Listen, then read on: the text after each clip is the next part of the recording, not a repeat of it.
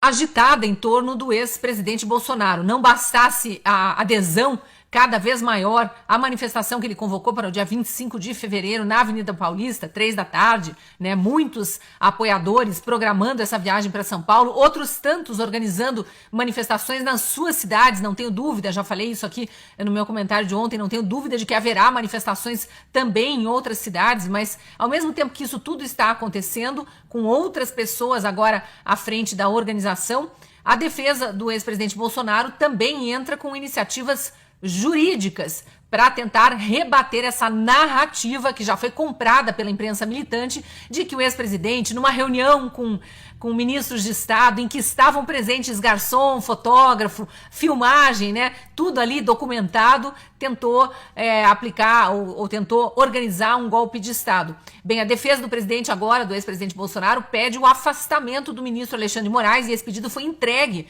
para o atual presidente do STF, ministro Luiz Roberto Barroso, com a seguinte alegação: o próprio Alexandre de Moraes, relator desse inquérito em que o presidente é investigado, esse inquérito do fim do mundo, né? São vários inquéritos do fim do mundo abertos no STF, mas o próprio Alexandre de Moraes se diz vítima da suposta tentativa de golpe. Ele diz e afirma com todas as letras em seu relatório dessa última operação aí, em que a Polícia Federal apreendeu o passaporte do ex-presidente e prendeu, inclusive, assessores do ex-presidente e o presidente do PL, Valdemar Costa Neto. Ele diz no relatório, ele, Alexandre de Moraes, diz no relatório que o plano era prendê-lo. Iam dar um golpe de Estado, prender Rodrigo Pacheco, presidente do Senado, e ele, Alexandre de Moraes. Ora bolas! Isso é um princípio básico do direito. Se você é vítima, você não pode ser o investigador e muito menos o julgador da causa. Todo juiz de primeira instância, recém-passado em concurso, sabe disso. Será que o ministro Alexandre de Moraes não sabe? Será que o ministro Luiz Roberto Barroso não sabe ou vai fingir que não sabe? Porque está ficando simplesmente patético o avanço sobre a Constituição, sobre o Código Penal, o Código de Processo Penal brasileiro. E para deixar isso bem claro, eu vou ler aqui a melhor análise jurídica que eu vi nos últimos tempos, é da doutora Érica Gorga. Ela é doutora em Direito pela USP, perita em Nova York do caso Lava Jato contra a supremocracia e tem um currículo exemplar aí nos estudos do direito. Olha o que ela escreveu no Twitter. A revolução jurídica em andamento.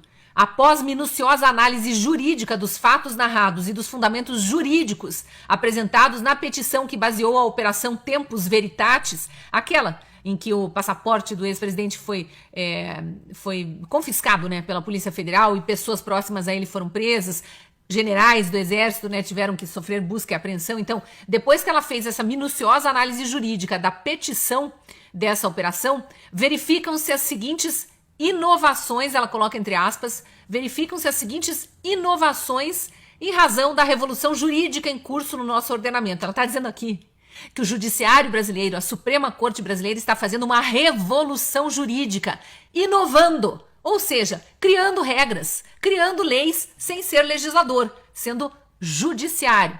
E aí ela enumera, são 12 itens, e eu peço licença aqui para ler, porque eu acho que a nossa audiência vai gostar de ver isso, esse raciocínio, isso documentado aqui agora numa rede social, para ficar escancarada a desfaçatez da Suprema Corte do Brasil, implantando a ditadura de forma clara, para ninguém contestar.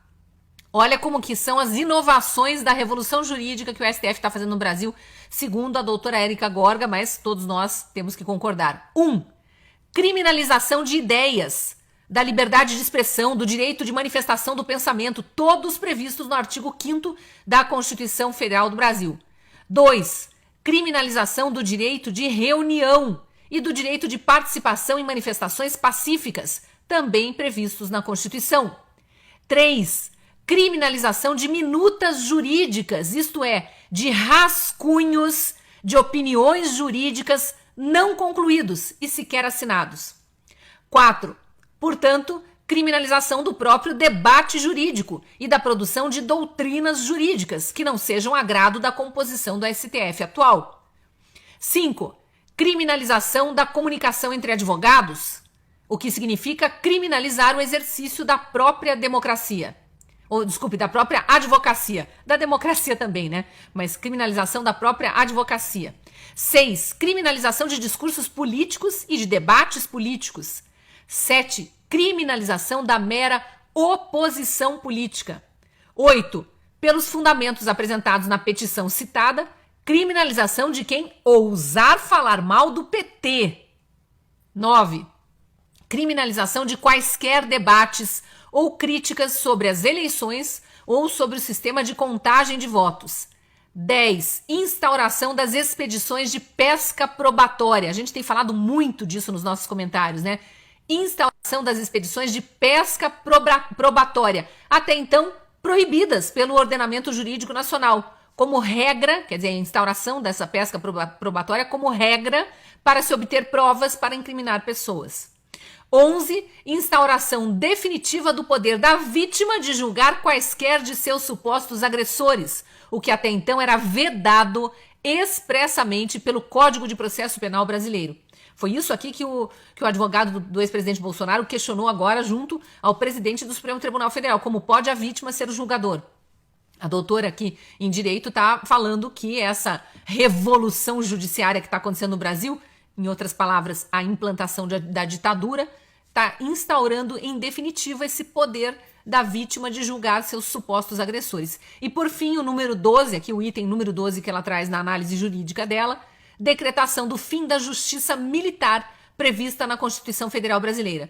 Por enquanto, essa é a lista ainda não exaustiva das consequências jurídicas da citada Operação para Ordenamento Legal Nacional. Veja, é uma jurista, uma estudiosa do direito, listando 12 crimes novos criados apenas com uma petição, apenas com um relatóriozinho do ministro Alexandre de Moraes contra os adversários que ele quer perseguir, né? Os adversários da vez, aqueles generais, os assessores diretos de Bolsonaro quando ele era presidente e o próprio ex-presidente Bolsonaro. Uma única petição de Alexandre de Moraes fez uma doutora em direito listar 12 ilegalidades jurídicas que estão sendo cometidas.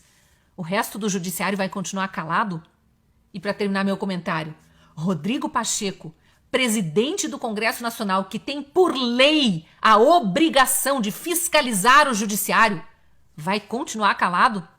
Pergunta que eles não nos respondem, né? A gente sabe a resposta, Pitoli. Infelizmente sabemos a resposta. A ditadura brasileira implantada pelo judiciário, aparelhado por Lula e Dilma, e Lula de braços cruzados ou aplaudindo junto com a sua militância idiotizada essa ditadura avançando a olhos vistos no Brasil.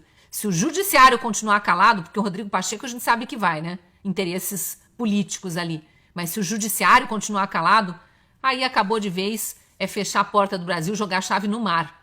Porque um Estado de Direito que se diz, né? Uma democracia que se diz um Estado de Direito não pode ter um judiciário inteiro calado por um único homem que desrespeita a Constituição e o Código Penal e o Código de Processo Penal, todos num único relatório, numa única petição.